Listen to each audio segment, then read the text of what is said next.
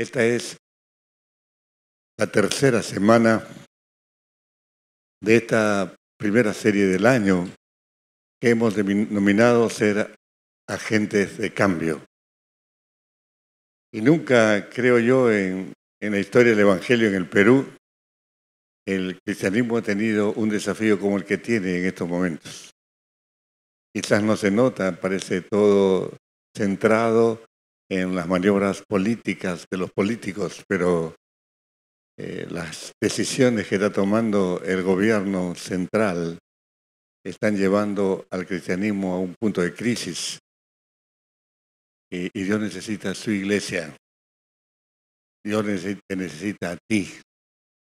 Dios necesita la entrega de tu familia para que este mundo y este país puedan ser revitalizados con el Evangelio de Jesús. ¿Cuántos creen eso? Aquí, todos los que estamos, vivimos en una estructura familiar, ¿no es cierto? No los escuché. No hay ninguno que viva solito. No es por lo menos normal vivir solo. Todos tenemos una estructura familiar. Y en la Biblia, por cierto, hay una estructura familiar clásica, básica, que es papá, mamá, hijos, ¿no es cierto? Pero en la misma Biblia hay otras estructuras familiares. ¿No te parece? En la Biblia encontramos una suegra con dos nueras formando una familia. Encontramos en el Nuevo Testamento 3 hermanos que eran una familia. Y así sucesivamente. Pues bien, eso se da también aquí. Aquí cada uno tiene su estructura familiar. Cuando pensamos en esta serie, cómo ser un agente de cambio, organizamos los mensajes yendo desde lo personal a lo universal. Y por eso el primer fin de semana del año tomamos un personaje del Nuevo Testamento. ¿Te acuerdas cómo se llamaba? Esteban. Muy bien. Esteban fue el primer mártir de la iglesia. Pero ¿en qué medida Esteban fue el primer agente de cambio? Muy sencillo. El día que a él lo mataron, su muerte movió a la iglesia de Jesucristo hasta lo último de la tierra. ¿No es cierto? Estamos claros en lo que cuenta el libro de los Hechos, ¿verdad? Entonces, él fue un agente de cambio en un sentido con una visión personal. Entonces, cada vez que tú pienses en tu cristianismo como persona individual, sería lindo que tú compararas tu vida con la vida de Esteban. ¿Hasta qué punto estás y estoy dispuesto a sacrificar aún mi vida para que la iglesia de Jesucristo siga su camino triunfal hacia la ciudad de Dios? ¿Está claro? La semana pasada, tomamos un segundo personaje. Esta vez fue el segundo diácono de la iglesia, ¿te acuerdas de Felipe? Y en la vida de ese hombre estuvo centrada nuestra meditación. Ya no era simplemente una visión personal, sino una visión familiar. Porque si bien es cierto que Esteban murió, Felipe fue uno de los perseguidos que tuvo que salir disparado de Jerusalén porque su vida peligraba. Y fue huyendo, literalmente como todos los cristianos, de fuera de Jerusalén. Y como dice la Escritura, mientras huían, iban anunciando el Evangelio. ¿Te acuerdas? Pero él iba con su familia, con sus 4 hijas. Y nunca se despegó de esas 4 hijas. Dándonos un ejemplo que no importa las circunstancias que uno está viviendo en la vida cada día más peligrosa, mirándola desde el punto de vista histórico, podríamos nosotros pensar en estos tiempos, ya quién va a pensar en persecución, pero la iglesia perseguida está siendo perseguida en muchos lugares del mundo y comienza a ser perseguida también en nuestro país. Ya el púlpito cristiano tiene desafíos legales para predicar todo el consejo de Dios, porque te pueden acusar de discriminación y te meten en la cárcel, ¿verdad? Pero nosotros necesitamos seguir ponderando la necesidad de ser un agente de cambio, Hoy día vamos a ir más allá, porque cuando pensamos en la iglesia de Cristo, hay que pensar en esta asociación. ¿Qué es la iglesia de Cristo? Es una gran familia, ¿no es cierto? ¿Están aquí conmigo? Es una gran familia formada por familias, así en plural. En una palabra, somos una familia de familias. Amén. Entonces, vale la pena encontrar un paradigma del Nuevo Testamento que nos enseñe a, a tener un referente de familia, de tal manera que nos movamos en imitación de ese referente. ¿Estoy claro? Así como hay alguien como Esteban que nos da una visión personal de la gente de cambio y un Felipe que nos da una visión familiar de la gente de cambio, hoy día vamos a ver una familia que funciona como un agente de cambio. Y esa familia está en el Nuevo Testamento. Me gustaría que tú la reconocieras. Estoy seguro que si te preguntase cuál es la familia que puede ser tu referente en el Nuevo Testamento, ¿qué dirías? Rápidamente dirías, bueno, la familia de Jesús. Bueno, descontemos a la familia de Jesús porque es el Dios hecho hombre, ¿no es cierto? Hablemos de hombres de carne y hueso y solamente humanos. Yo quería plantearte un nombre y tú me vas a decir si lo conoces. Algunos tienen, como yo, muchísimos años en la fe y han leído la Biblia muchas veces. Pero te pregunto, ¿tú conoces alguna familia que pueda servirnos como referente a nuestras familias en el siglo XXI? ¿Conoces alguna familia del Nuevo Testamento?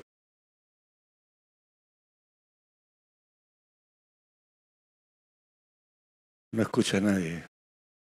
Te voy a ayudar, te voy a dar un nombre. ¿Quieres un nombre? ¿Quieres una ayuda? Y tú me vas a decir, Roberto, sí, yo conozco la familia de este personaje. ¿Quieres que te lo diga? Ya. Es un nombre raro, Estéfanas.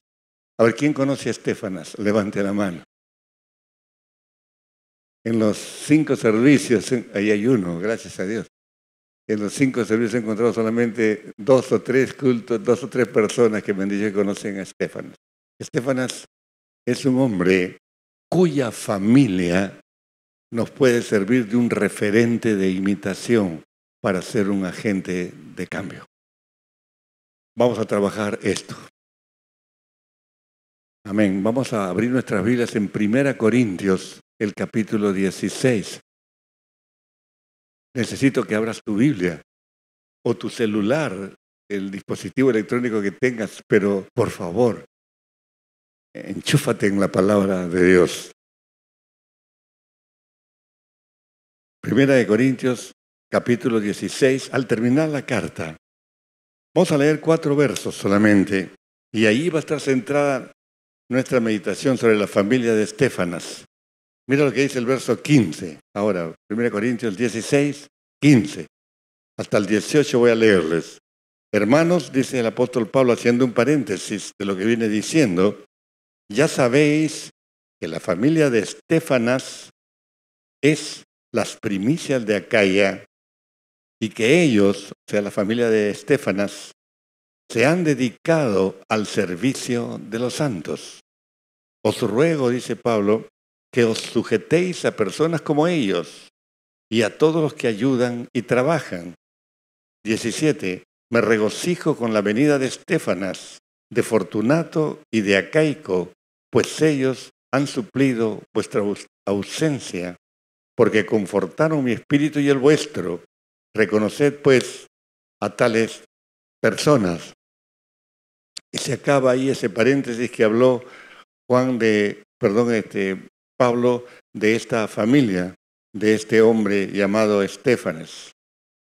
Y en estos 4 versículos vamos a encontrar un cuádruple retrato de lo que es una familia cristiana que se constituye en un agente de cambio. Una familia cristiana que pasa por la vida y deja huella, ¿no? Tú no vas a conocer los nombres de la familia de Estéfanas más que a Estéfanas, que era el padre de la casa, ¿no? Pero te aseguro que esa familia tiene un grande galardón en el cielo. Y te va a servir, si tú trabajas la palabra de Dios esta noche, te va a servir para de continuo compararte con ese referente, a ver si tú estás más arriba o más abajo. Y por eso quiero presentarte hoy 4 facetas de esa familia que constituye un agente de cambio. Es un agente de cambio que tiene una visión de servicio. Y vamos a entrar en la tarea siguiendo al apóstol con la primera de estas facetas. La primera faceta tiene 2 palabras claves que tenemos que unirlas para usarlas, para que nos sirva de termómetro espiritual. La primera faceta yo la llamo promesa y multiplicación. Es decir, una promesa que genera multiplicación. O sea, una promesa que se multiplica. Eso pasaba en esa familia que había decidido ser agente de cambio. Mira lo que dice Pablo de esa familia. Ya sabéis que la familia de Estéfanas es las primicias de Acaya. Bueno, ya entramos de frente a un concepto bíblico, primicia. En la mañana en uno de los servicios preguntaba, ¿alguno sabe lo que es primicia? Y por ahí escuché una voz que decía, es la última noticia, pastor. Una primicia. Sí, es verdad. A veces te traigo la primicia, ¿no? La primicia del momento. Sí, porque hoy en día tiene ese uso en términos contemporáneos, pero en el Antiguo Testamento la primicia era algo que ocurría en la relación Dios con su pueblo. ¿Qué cosa era la primicia? Como tú sabes, Israel era una cultura agropecuaria. El israelita vivía del campo, ¿no es cierto? Tenía un campo, lo sembraba, criaba animales. Si tenía más campo y más animales era más rico y nada más, ¿no es cierto? Ese era el todo. No había fábricas ni nada por el estilo. Pues bien, cuando llegaba el día de la cosecha, el israelita, antes de levantar su cosecha, el israelita conseguía una canasta, una pequeña canasta, y buscaba en su campo el mejor de los frutos antes de hacer la cosecha, el más lindo de todos, el más perfecto de todos. Primicia en la Biblia significa lo primero y lo mejor. ¿Correcto? Entonces ese israelita iba buscando en su campo hasta encontraba el fruto más lindo, lo arrancaba y lo ponía en su canasta. Si tenía un segundo campo u otro sembrío, repetía la operación hasta que llenaba la canasta con un fruto de cada uno de los productos que había sembrado, antes de levantar la cosecha. ¿Y qué hacía con esa canasta llena de frutos? ¿Se los llevaba a su casa y se los comía? ¿Quién dijo no? No, por supuesto. ¿Qué hacía? Lo llevaba al templo y lo entregaba a Dios como una ofrenda que se llamaba primicia, antes de levantar su cosecha. ¿Por qué decimos que primicia era una promesa? Porque Dios decía a todo aquel que cumpla esta tarea de traer la primicia al templo, recibe una promesa mía, que el íntegro de su cosecha lo podrás levantar. Nadie te va a robar, nadie te va a dañar tu cosecha, nadie va a malograr tu cosecha. Si tú estás encinta, no vas a abortar, tus animales no van a perder cuando estén preñados. Eso era la promesa. ¿Me entiendes? Y eso era la primicia. Ahora, traigamos ese concepto del Antiguo Testamento a lo que Pablo está refiriéndose a una familia como la nuestra, y decir que, como acabamos de leer en el verso 15, que la familia de Estéfanes era la primicia de toda la provincia de Acaya. Bueno, estamos hablando de la iglesia en Corinto. Corinto es el sur de Grecia y Grecia en ese entonces estaba dividida en dos regiones nada más. La región del norte que era Macedonia y la región del sur que era Acaya. Y la capital de Acaya era Corinto. Pero aquí Pablo le da a esa familia ese nivel. Le dice, esa familia es las primicias de toda esta región. Imagínate que Dios mirara a tu familia como una primicia. Y que Dios pudiera decir, la familia de Juan Pérez, no solamente Juan como padre, sino la familia entera, es la primicia de todo el Perú.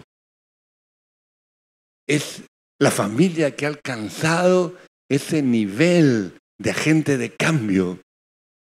¿Te imaginas? ¿No quisieras que Dios reconociera así tu familia? ¿Cuántos dicen amén? Sueña conmigo.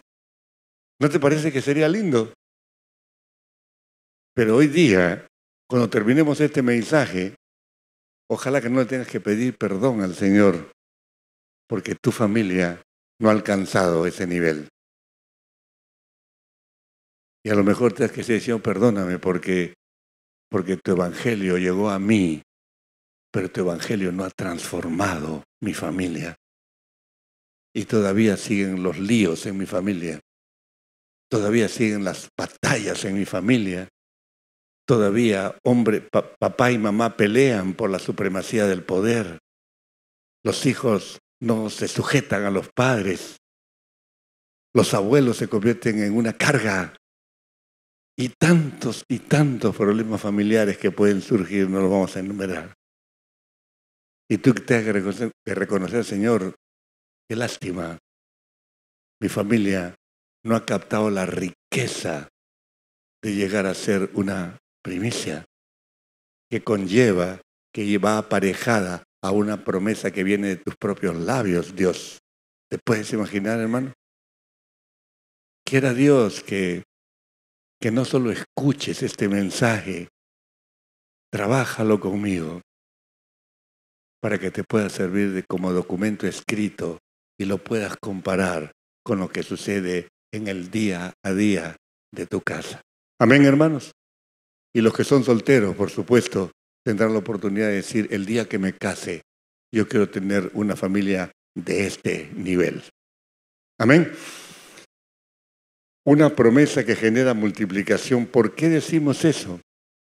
Porque cuando uno se convierte en primicia y Dios te dice, nada vas a perder y todo lo que hagas va a tener bendición y nada de lo que significa crecimiento va a ser impedido en tu familia, ¿no te parece que se multiplica la bendición de Dios?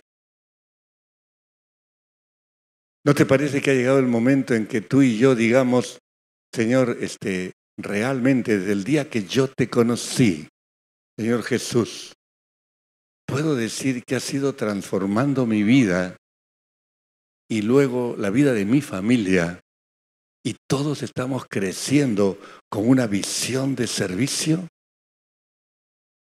¿O todavía el egoísmo reina en mi familia? ¿Te das cuenta? Es una evaluación que nos estremece a todos porque tú bien sabes los problemas que tiene tu familia. ¿Verdad que sí? ¿O estás viviendo en la familia que es el top? No, hermano. Tenemos que ser honestos con Dios. A Dios no lo vas a engañar porque no puedes engañarle. Y para ahondar la fuerza de esta primicia, Pablo todavía pone un ejemplo que nos llena, nos estremece realmente. Yo quiero que mires el capítulo anterior, el capítulo 15. Mira el capítulo 15, por favor. Y mire el verso 20 y el 23. Allí 2 veces Pablo dice Mas ahora Cristo ha resucitado de los muertos. Primicias de los que durmieron es hecho. ¿Qué está diciendo Pablo ahí? Que Cristo, cuando muere y resucita, se convierte en las primicias de la humanidad. Porque ese Jesús, que ahora es el Señor resucitado, ¿verdad que sí? Ha dicho, porque yo vivo, tú también vivirás. ¿Cuántos creen eso? ¿Cuántos creen que tienen vida eterna? Y esa vida eterna es un regalo de Dios. Y en un sentido, Jesucristo se convirtió en una primicia. Lee el verso 23. Y allí menciona el tiempo. Fíjate, dice, pero cada uno en su debido orden. Cristo, las primicias. Luego, los que son de Cristo en su venida. Es decir, Cristo es el primero de los resucitados, pero detrás de Él vamos nosotros los cristianos y resucitaremos con Él, ¿verdad? Hermano querido, eso puede ocurrir esta noche. Si esta noche viene Cristo, Cristo te va a llevar a la ciudad celestial.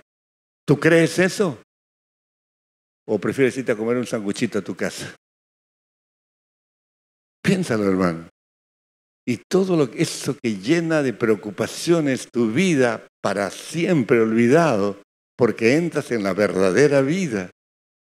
¿Te das cuenta? Porque habrá llegado el tiempo en que sigamos al que tiene las primicias. Esa promesa de vida, vida eterna para cada uno de nosotros. Eso es, hermano. Cristo se levantó primero de los muertos, es primicia de los muchos que resucitarán a la vida eterna. Pero necesitamos tener una meta alta, y esa meta alta la da esta familia casi incógnita de Estéfanas, que Pablo dice, esa es una primicia, es una familia súper modelo. Vale la pena imitar esa familia. Ese es el primero de las facetas de este mensaje, de llegar a ser un agente de cambio con una visión de servicio. Conforme vayamos avanzando las otras tres facetas, te vas a dar cuenta la calidad que tenía esta familia. En estos 4 versículos no se nota. Pero la segunda faceta dice un puesto que genera diversificación. Anota la nueva pareja de palabras.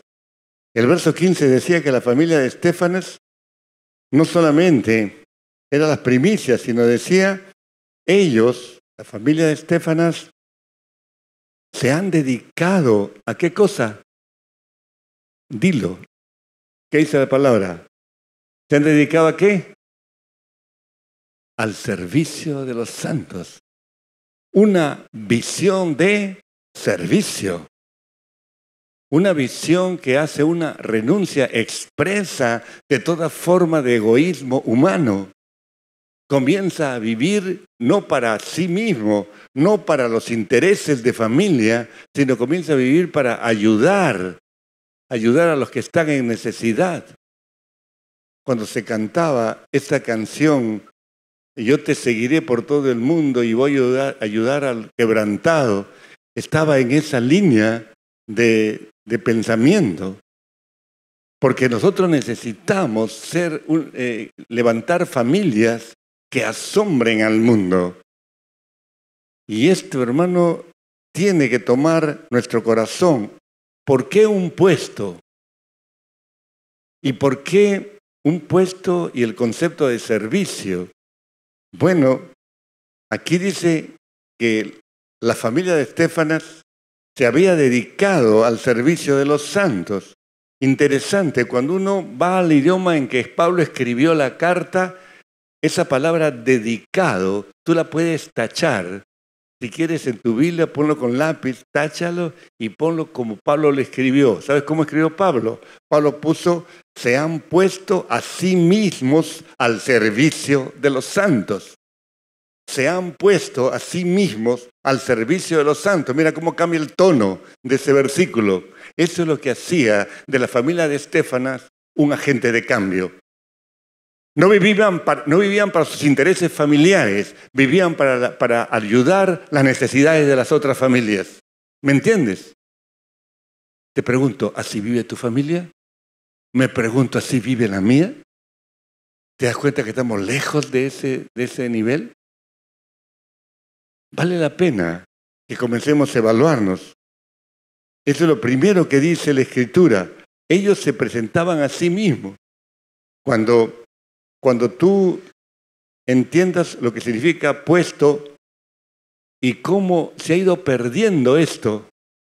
En la mañana yo contaba, cuando nosotros éramos niños, los niños saludaban a los mayores, no como ahora. Hoy en día los chicos no saludan a nadie, ¿verdad? A nadie. Ni a sus mayores, ni siquiera por serlo, ¿verdad? ¿Y culpa de quién es? De nosotros los padres. Pero es así. Yo me acuerdo que a nosotros escuchábamos a los mayores que se presentaban así, mucho gusto, Roberto, bastante, a sus órdenes, ¿verdad? Así nos presentábamos los viejitos, ¿sí o no? A sus órdenes. Estoy para servirle a usted. ¿Cómo se llama usted? Roberto, para servirle. Para servirle. Una actitud de servicio. Eso era cultura cristiana, hermano, que se ha perdido. Y nosotros tenemos que rescatarla. La familia de Estéfanas se habían puesto ellos a sí mismos como servidores de los santos. Lee otra vez ese versículo con ese cambio. En lugar de poner dedicados, se han puesto a sí mismos al servicio de los santos. Es decir, esa familia vivía para servir a los necesitados de la iglesia y más allá de la iglesia, porque tenían esa visión. ¿Y por qué pongo yo un puesto? Porque estoy hablando de un lugar de trabajo. Cuando te preguntan a ti, ¿dónde trabajas? En tal entidad. ¿Y qué puesto tienes? ¿Verdad? Puesto como lugar de trabajo. Cuando hablamos de la segunda semblanza, estamos hablando de un puesto que genera una diversificación. ¿Por qué? Porque la familia de Estéfanas estaba compuesta por muchas personas, pero cada una estaba en su puesto, de acuerdo a sus dones, de acuerdo a sus talentos, de acuerdo a sus habilidades.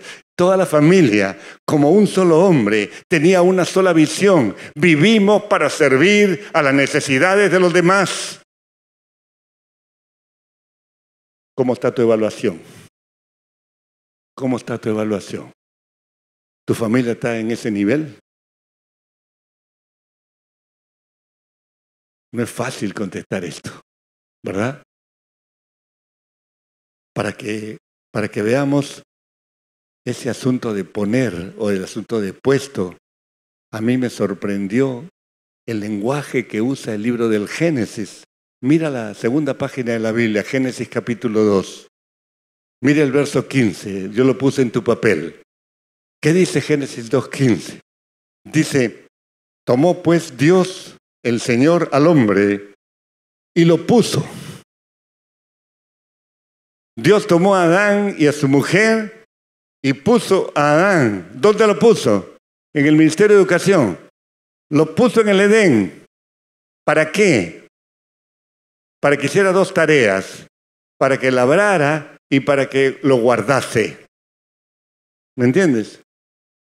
Tenía dos tareas Adán en el Edén.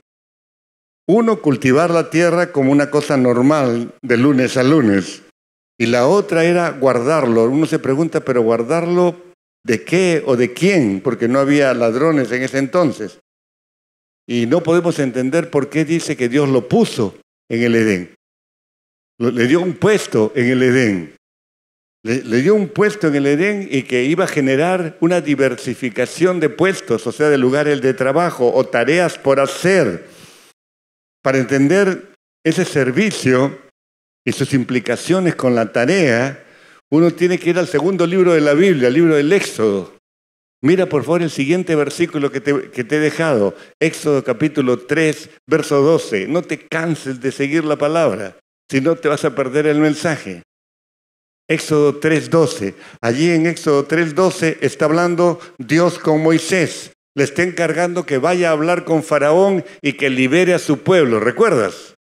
Y Dios le está diciendo a Moisés, ve porque yo estaré contigo y esto te será de señal de que yo te he enviado. Cuando hayas sacado de Egipto al pueblo, cuando hayas liberado de Egipto al pueblo, serviréis a Dios sobre este monte, el monte de Sinaí. Entra este concepto de servicio. Pero hermano, el concepto de servicio que aparece Dios diciendo en Éxodo es la misma palabra del Génesis. Entonces Dios le estaba encargando a Adán el cultivar la tierra y servir en la tierra. Ese guardar el Edén era o tenía connotaciones espirituales, tenía connotaciones de adoración. ¿Y eso qué tiene que ver con lo que yo vivo mañana, Roberto? Es que tiene todo que ver. ¿Sabes por qué? Porque entonces si tú triangulas el significado de las palabras, tienes que llegar a esto. Yo mañana lunes voy a tener un culto de adoración. ¿Dónde? En mi oficina. ¿Dónde? En mi taller. ¿Dónde? En mi cocina. Allí donde estoy trabajando. Porque lo hago para la gloria de Dios. Y convierto mi trabajo en un acto de adoración. ¿Cuántos dicen amén? Desde el Génesis, hermano. Dios estaba poniendo las cosas, estaba poniendo las reglas, los niveles en los cuales se tenía que mover el ser humano. Vivir sirviéndole a Dios, vivir adorando a Dios, convirtiendo su trabajo en un acto de adoración a Dios. ¿Cuántas veces lo hemos dicho? La familia de Estéfanas, ¿por qué era primicias? Porque él y todos los componentes de su familia habían decidido vivir sirviendo a los demás, sirviendo las necesidades que se presentaban a sus ojos, fuera de ellos, cerca de ellos. No pensaban en sus propias necesidades meramente. Habían dejado para siempre ese aspecto, ¿cómo puedo decir?, egoísta de la vida, donde digo primero yo, segundo yo, tercero yo. ¿Me entiendes? No te escuché. Hermanos, quiero saber si sigues el tren de pensamiento. Porque para Estéfanas, como jefe de familia, estaba muy claro. Y lo vamos a ver a continuación. Porque vamos a pasar a la tercera faceta de esta familia preciosa. Y ellos tenían esta semblanza, o presentaban esta semblanza en tercer lugar, una presencia que genera consolación, una presencia que genera consolación. ¿Por qué dices eso, Roberto? Permíteme darte unas pinceladas del trasfondo de lo que estaba pasando con el apóstol en su relación con la iglesia de Corinto. Cuando Pablo escribe estas palabras a esta iglesia, él está viviendo en Éfeso. La iglesia de Corinto queda en el sur de Grecia. Grecia es Europa y Éfeso queda en Asia. Eran dos continentes distintos. ¿Me entiendes? ¿Qué pasa? Piensa en la familia de Estéfanas. Contéstame, ¿era una familia egoísta? ¿Vivía para servir a los demás? Sí. Cuando veía un problema, decía, lo siento, pero tengo mi agenda personal. Estaba y tenía una visión de servicio total, fuera de tiempo, sin agenda. Y toda la familia estaba uniformizada en ese solo sentir. Ya con eso, ya nos pone a nosotros fuera de toda escala, lejos de ese estándar, de esa familia. Pero sin embargo, quiero que veas este concepto precioso. Pablo estaba allí en Éfeso, ellos estaban en Corinto. Quiero que abras tu Biblia en el capítulo 7 de 1 Corintios. Búscalo, por favor. Solo un versículo, el primero, 7:1. ¿Qué dice 7.1 de 1 Corintios. Yo voy a esperar que tú lo busques, porque hoy día vas a aprender mucha Biblia. ¿Qué dice 7.1? Pablo le dice a los corintios: en cuanto a las cosas de que me escribisteis, bueno le sería al hombre no tocar mujer, o sea, debía ser célibe. Y comienza con una tremenda exposición de todos los problemas familiares que se dan en la vida diaria. Todo el capítulo 7 de 1 Corintios habla de los problemas de matrimonio. ¿Qué había pasado? Que en Corinto había muchos problemas con las parejas. Y el que fundó la iglesia, el apóstol Pablo, vivía en el otro continente, vivía en Éfeso. ¿Me estás siguiendo? Entonces, ¿quién podía dirimir los problemas que había entre familia, entre miembros de cada familia? Habrían muchísimas luchas en Corinto, pero estaba la familia de Estéfanas. ¿Para qué vivía la familia de Estéfanas? ¿Para qué? Para servir a los santos. Entonces, ellos no tomaron la actitud fácil de decir: hay problemas en mi iglesia, me voy a buscar la iglesia perfecta.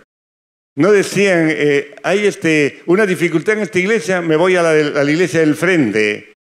No estaba pensando en eso, porque entendían, como tú y yo tenemos que entender, que si yo soy cristiano y pertenezco a la familia de la fe aquí, si yo percibo una dificultad en la gran familia de la iglesia, es Dios que me la está haciendo ver con mis ojos, ¿verdad? Es Dios que me da discernimiento, decir: Roberto, esto está mal, ¿cómo se puede hacer para solucionar este problema de iglesia?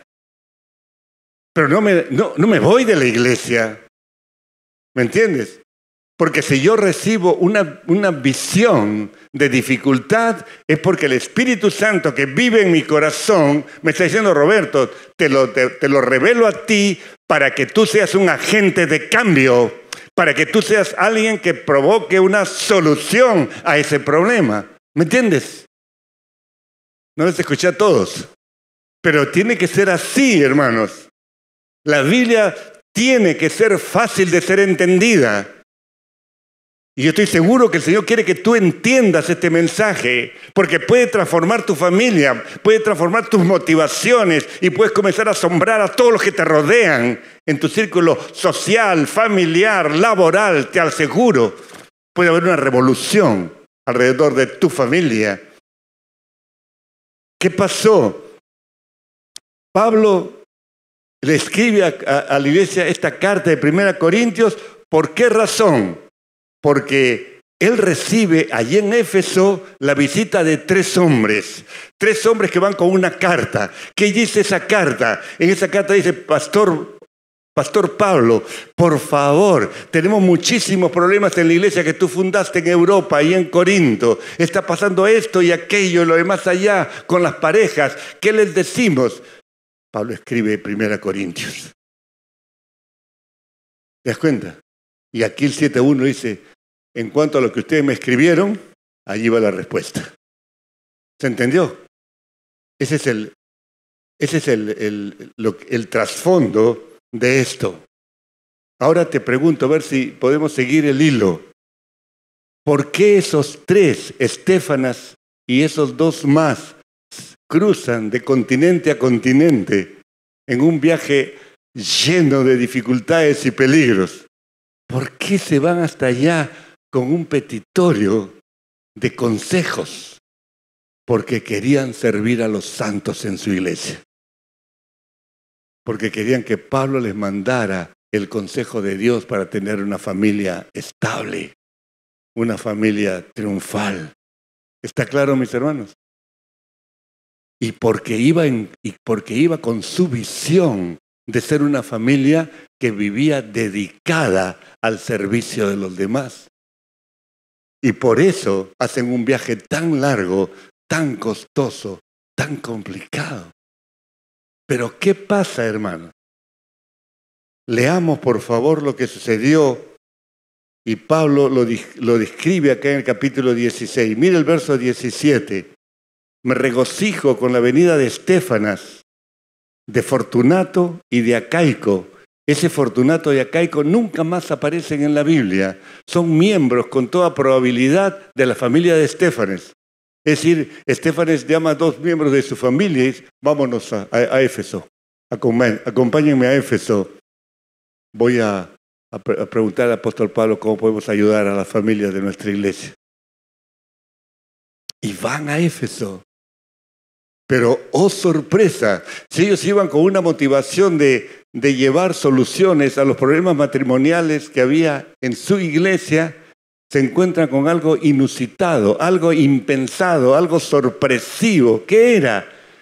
Voy a utilizar una palabra coloquial. Encontraron al gran apóstol, al fundador de iglesias, ese tremendo hombre de Dios, el apóstol Pablo, lo encontraron bajoneado. Lo encontraron quizás deprimido, con un problema de decaimiento. No se nos da detalles, no tenemos derecho de especular, pero sí tenemos derecho de leer, porque el verso 18, léelo conmigo, dice que esos 3 confortaron mi espíritu y el vuestro, dice Pablo. Reconoced pues a tales personas. Pablo mismo se da cuenta que la llegada de esos 3 hombres de Corinto había acabado con esa crisis emocional que tenía él. ¿Me está siguiendo? El solo verlos, el solo saber que estos habían cruzado desde el otro continente para buscarle, lo había llenado de ánimo. La motivación que traían ellos 3 para que el apóstol les recomendara la solución a los problemas familiares de su iglesia, se cumplió porque se escribió la carta que ellos la trajeron de regreso, porque en ese entonces no había correo. Las cartas corrían en virtud de personas que llevaban las cartas de ida y de vuelta. Ellos llevaron el petitorio y regresaron con 1 Corintios y se lo dejaron a la iglesia. ¿Me entiendes? Y entonces la iglesia tenía ahora, cuando recibió 1 Corintios, la respuesta a sus inquietudes. Pero ¿por qué hablas, Roberto, de una familia que tiene presencia que genera consolación? Porque eso pasó. Porque esos 3 hombres consiguieron levantar el ánimo del gran apóstol Pablo. Y se dieron cuenta, escúchame bien, por el amor de Dios, se dieron cuenta que la presencia física es mucho más que cualquier otro medio. Y eso tiene un valor y un desafío para nuestras vidas agitadas en el siglo XXI de manera tremenda. Hoy en día que todo es virtual, ¿verdad? Tú mandas un WhatsApp, o te conectas por Skype y te comunicas con cualquier otra persona al otro lado del mundo. Puedes ver lo que está haciendo la persona, puedes escuchar su voz, puedes ver el ambiente donde está, ¿verdad que sí? Pero es virtual, No es lo mismo que estés face to face, cara a cara. No es lo mismo. Nada se iguala a estar frente a frente. El valor del contacto físico no tiene parangón y nunca lo tendrá de acuerdo a las Escrituras. Por eso yo te desafío a que abras en este momento tu Biblia en Hebreos capítulo 10. En Hebreos capítulo 10 tienes un ejemplo cabal de lo que te estoy diciendo en cuanto a presencia física. ¿Qué nos dice Hebreos 10? A partir del verso 24, dice allí, considerémonos. Ya ese verbo nos dice que para yo considerarme, tengo que estar frente a ti, considerémonos. ¿No? ¿Qué más dice? Unos a otros, considerémonos unos a otros, ¿para qué? Para estimularnos al amor y a las buenas obras, no dejando de congregarnos como algunos tienen por costumbre, sino exhortándonos, y tanto más cuando veis que aquel día se acerca. Hermano, escúchame, nosotros tenemos 5 servicios semanales, ¿verdad? Tú sabes los horarios. Día sábado a las 6:30 y hoy domingo en 4 horarios. 8, 10, 12 y este horario de 6:30. Pero de los 5, en 3 horarios, a las 6:30 de la tarde de ayer, a las 10 de la mañana de hoy, a las 12 del día de hoy, este mensaje está siendo transmitido en tiempo real a todo el mundo. Entonces, en todo el mundo pueden estar viendo el mensaje que tú estás escuchando en este momento a través del Internet. Fácilmente, en esta época donde la comodidad se ha convertido en un valor apetecible en nuestras mentes, entonces tú puedes pensar, entonces Roberto, ¿para qué voy a la iglesia? Puedo sentarme con mi celular allá al lado, un cafecito, ¿no? Bien cómodo, calientito en el invierno, aire acondicionado en el verano, no tengo el calor que te consume acá en este púlpito. ¿Para qué voy a ir? Es que tú estás perdiendo el concepto de lo que es presencial. El concepto de lo que es la presencia, estar allí. El libro de los Hebreos nos lo dice con claridad de mediodía, no dejando de congregarnos. No es una opción que tú vengas el domingo a pasar un par de horas en la iglesia. Es algo que tiene que ser parte de tu hambre espiritual. ¿Me estás oyendo? No parece porque no dices amén. Es parte de tu hambre espiritual. ¿Por qué razón? Porque Dios nos dice que cada vez que la iglesia se reúne, nos estimulamos al amor y a las buenas obras. Cada vez que nos juntamos, aunque sea un par de horas a la semana con esta vida tan agitada, si tú lees en los primeros capítulos del libro de los Hechos, verás que los cristianos del primer siglo se reunían en el templo y en las casas todos los días. Eso no se puede hacer hoy día, es materialmente imposible. Mira nomás cuánto te demora de ir de aquí hasta tu casa y verás lo terrible que sería buscar un horario para juntarnos a la iglesia todos los días. No se puede. Pero por lo menos ese par de horas donde nos venimos a celebrar, debería ser, hermano, te lo digo así abiertamente, si quieres lo tomas, si quieres lo dejas, pero debería que ser un pacto de honor. Señor, estoy ocupado, este es mi horario, yo quiero en ese momento estar con mis hermanos de la fe, quiero celebrar la fe, quiero escuchar tu palabra, quiero que eso me edifique a mí, quiero que me uses a mí. No quiero ser un cristiano que se sienta a oír misa, quiero ser un cristiano que participa del culto cristiano. ¿Entiendes? Mira alrededor tuyo, los que están sentados y son tus vecinos aquí. Haz el ejercicio, voltea tu cabecita y mira, te pregunto, ¿conoces a todos los que te rodean? Dímelo por favor para escucharte. ¿Conoces los nombres? Entonces, ¿qué clase de familia somos? ¿Qué clase de familia somos si no conoces a los miembros de tu familia? ¿Me entiendes? Ah, no, pero yo quiero escuchar el culto por internet. Te aseguro, hermano, cuando yo, que era un católico de corazón, iba a misa buscando eso que el Señor me lo regaló después, y veía tanta gente desconocida y terminaba el servicio religioso y toda la gente disparaba a su casa y a los 2 minutos esa iglesia quedaba vacía. Y cuando yo llegué a la iglesia del Lince, con 2.000 personas ahí, la gente no quería irse, y se despedía aquí, se despedía en la puerta y se despedía en la reja. Y dice que el que mucho se despide es porque no quiere irse. ¿No sientes eso aquí en tu iglesia?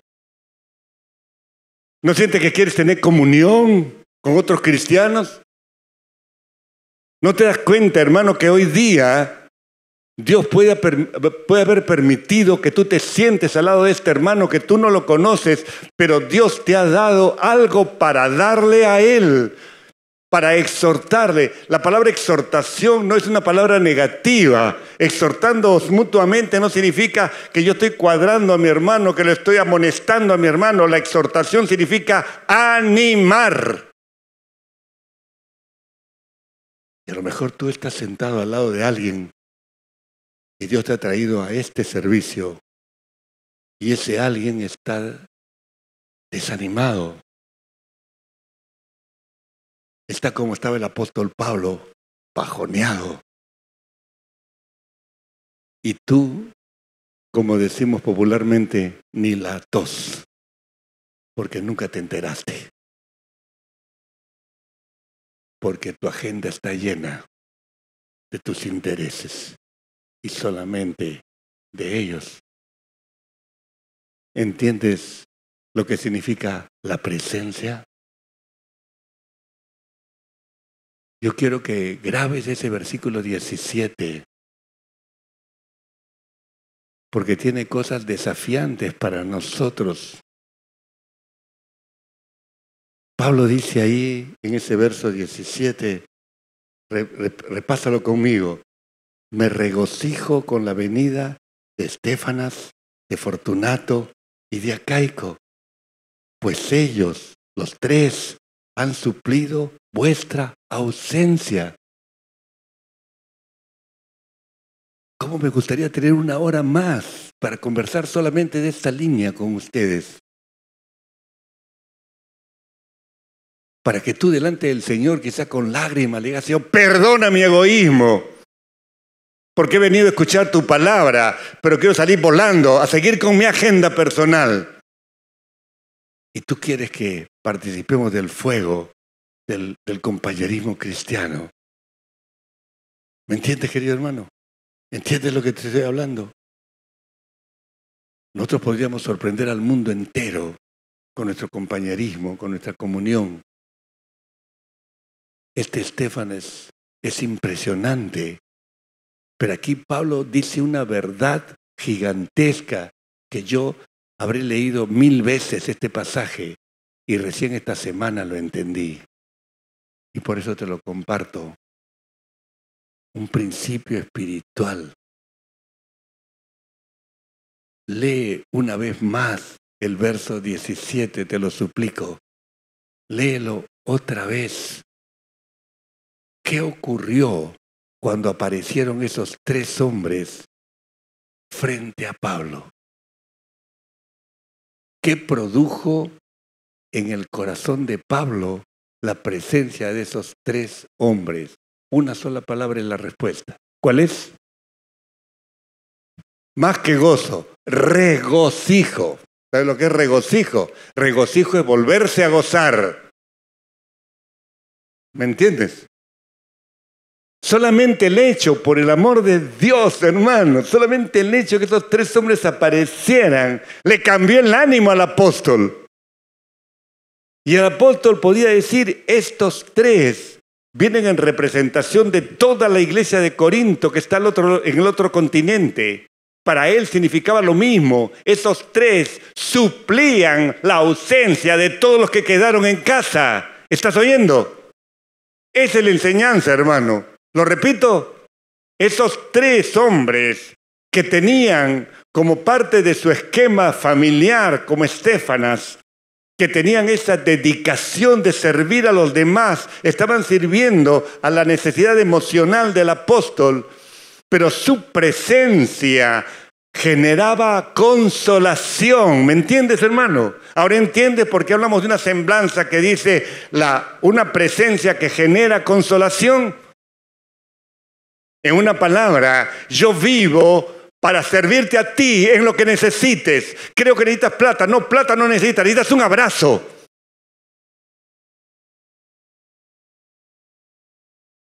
La semana pasada yo llego a la iglesia y abrazo a un hermano Ujier. Hermano, lo abrazo. ¿Y sabes lo que me dice? No me dijo: buenos días, pastor. Me dijo: Roberto, no sabes cuánto necesitaba un abrazo así.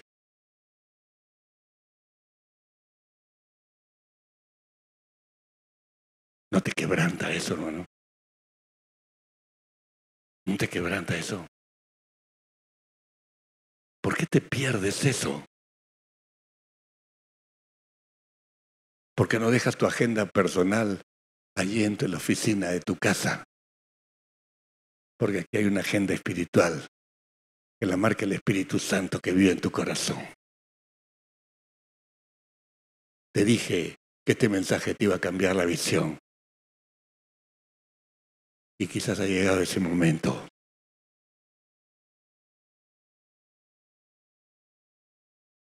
Pasan los años y Pablo, en la segunda carta a los Corintios, cuenta algo de ese desánimo. Mira 2 Corintios 1:8. Allí Pablo le dice, porque hermanos no queremos que ignoréis acerca de nuestra tribulación que nos sobrevino en Asia, pues fuimos abrumados sobremanera más allá de nuestras fuerzas, de tal modo que aún perdimos la esperanza de conservar la vida. Sí, pero Dios les conservó la vida y le permitió al apóstol aprender lo que nos enseña ahora, que mi presencia puede ser eficaz para ayudar a un hermano que esté en una necesidad emocional. ¿Me entiendes? Y quizás tú llegas hoy día a tu casa y encuentras a tu esposa que ha tenido un día malo, sea en el trabajo, sea en la casa con los chicos, yo no lo sé. Y ella te sienta y tú vienes cansado, quieres descansar y no quieres escuchar problemas. Y no te das cuenta que tu esposa estaba esperando que llegues. Solamente, no quiero un consejo, porque nosotros somos tan dados de expresar consejos y decir a nuestras esposas, esto hay que hacer, así se resuelven los problemas. No, ellas no son como nosotros, son distintas que nosotros. Así hoy en día 2 hombres se casan diciendo que son iguales a un matrimonio. No, la mujer es distinta. Muchas veces las mujeres solamente quieren ser escuchadas. Ellas saben lo que tienen que hacer. ¿Verdad que sí, hermanas? ¿Verdad que sí, hermanas? Grítenselo a los hombres, por favor. Míralo a tu marido y dile, sí, a veces quiero que me escuches solamente. Díselo. O cuando llegues a casa, díselo a tu esposa. Y si eres soltera, díselo a tu padre. Papá, a veces quiero que me escuches solamente. Díselo a tu hijo, que intenta ser tu papá cuando crece. Son cosas que olvidamos nosotros, hermano, y están en la palabra de Dios. La cuarta faceta, para mí la más preciosa, dice, un padre que genera imitación. ¿Qué pasaba con Estéfanas? Que era un padre digno de imitarse. ¿Por qué digo eso, hermano? Lo digo rápidamente, porque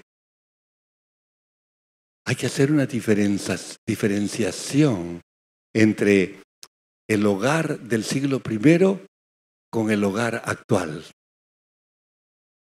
En el siglo I, el hogar romano, el hogar del Imperio Romano, era un hogar donde la familia nuclear, papá, mamá e hijos, no era la familia en su totalidad. El padre de familia en el Imperio Romano era jefe o cabeza de una familia extendida que incluía abuelos, suegros, se dan cuenta, nietos, sobrinos, todos los que vivían en esa casa. Pero además incluía a los trabajadores que trabajaban en esa casa. Es tan triste cuando el Señor nos da la posibilidad de tener una persona que nos ayude en casa. Escúchenme esto, porque te lo digo con el corazón en la mano. O tenemos la bendición de tener a alguien que nos ayude en casa, en las tareas domésticas. Pero cuando llega la hora de la comida, ella se va a comer a la cocina porque no se sienta a tu mesa. Porque es la empleada de la casa. Yo desde hace muchos años, nuestra empleada es parte de nuestra familia. Ella se sienta a la mesa. Es como una hija para mí. ¿Entiendes? Si el cristiano no se comporta como un agente de cambio, ¿de qué amor le vamos a hablar a la gente? ¿Del amor de telenovela? ¿De eso le vas a hablar? ¿O le vas a hablar del amor que deja huecos en las manos y en los pies? Vamos a dejarlo para otra oportunidad, esa comparación de los dos tipos de hogares. Pero déjame decirte que el cristianismo conquistó al Imperio Romano a través de los hogares. Porque el hogar cristiano se diferenciaba del hogar romano en que el padre no era un abusivo, no era un injusto, no era un dominador autoritario, sino era alguien que vivía para servir. El padre de familia cristiano revolucionó el concepto de hogar. ¿Me entiendes, hermano? Y entonces por primera vez en la historia, el varón respetaba a la esposa, no la botaba cuando le daba la carta, cuando le daba la gana. El judío se cansaba de una mujer y le escribía carta de repudio, ¿verdad que sí? Le escribía una carta de repudio, se la ponía en la mano y la botaba en la casa. Y que viniera la siguiente. Y tenían la desfachatez de decir, yo no cometo adulterio. Jesús dijo, ese es adulterio. Porque cuando te casas hasta que la muerte te separa. El hogar cristiano revolucionó el Imperio Romano, porque ahora el padre no era abusivo, el padre no era incapaz de matar un hijo, que sí se daba en el hogar romano. El padre de familia de Roma podía matar a su hijo, podía votar a su mujer, podía matar a su esclavo, al trabajador que había contratado. Era dueño de vidas y de haciendas. Terribles abusos había en el hogar romano y eso creó a la larga un deterioro en la fuerza del imperio. Y por dentro el cristianismo comenzó a trabajar el verdadero hogar a los ojos de Dios, donde el padre podía ser cabeza del hogar, pero servía a la mujer. Podía ser cabeza del hogar, pero cuidaba a los hijos, respetaba al esclavo. ¿Me entiendes? ¿Dónde está tu hogar? ¿Es el hogar de Estéfanas de ese nivel o estás más abajo? Tendrás que pedirle perdón a Dios porque el evangelio bendito de Jesucristo no ha cambiado tu hogar. Tendrás que pedirle perdón. Hazlo en este momento, querido hermano. Inclina tu rostro y dice, perdóname, porque tu evangelio no ha cambiado mi hogar. Y todavía tengo luchas en mi casa. Perdóname, Señor. Permíteme que yo pueda ocupar mi puesto en mi hogar. Y no suplantar otro puesto que no me corresponde. Y si tú estás aquí por primera vez, y le pido a todos que inclinemos nuestro rostro, vamos a orar. Y tú, querido amigo, querida amiga, estás primera vez aquí. Habrás visto que tu hogar no tiene ese nivel. Y la razón es una, la presencia del egoísmo en tu vida. hoy puede cambiar la historia de tu hogar, porque va a cambiar la historia tuya. Por eso yo te animo a que hoy reconozcas que te has equivocado, reconozcas que has fallado, reconozcas que necesitas la ayuda del Señor y que Él puede darle un cambio dramático, maravilloso a tu relación matrimonial y familiar. Y lo va a revolucionar todo, tu trabajo, tu tiempo de libre, tus vacaciones, todo lo va a cambiar. Si tú estás aquí y te das cuenta que tú no puedes tener un hogar así, es porque Jesús no está en tu hogar, porque no está en tu corazón. Tú le puedes decir en esta noche a Jesús, querido amigo, amiga, Señor, me he equivocado tanto y tantas veces. Yo te pido perdón por toda una vida llena de errores, llena de pecados, llena de transgresiones, llena de egoísmos. Señor, yo no puedo luchar con eso. Solo tú puedes cambiarme. Yo te suplico, querido amigo, que se lo digas a Jesús. Él está aquí. Él dijo, donde están 2 o 3 reunidos en mi nombre, yo estoy allí al medio de ellos. Él está cerca de tu corazón. Él está escuchando lo que tú le puedas decir ahí en tu ser interior. Dile, Señor, necesito que tú me perdones. Señor, necesito que tú restaures mi vida interior. Señor, necesito comenzar una nueva vida.